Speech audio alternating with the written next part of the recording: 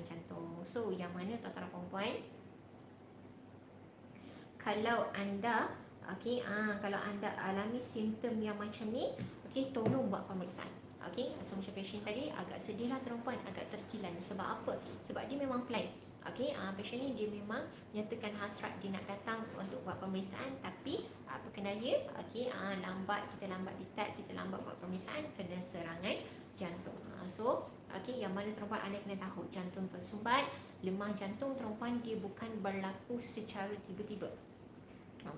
Lemah jantung tersumbat perempuan dia bukan berlaku secara tiba-tiba.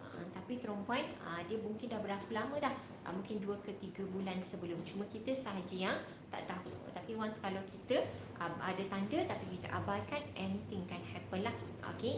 So that's why tuan-tuan perempuan, kalau ada simptom tolong dapatkan pemeriksaan. Sebab apa? Sebab kita tak tahu adakah itu simptom awal ataupun itu simptom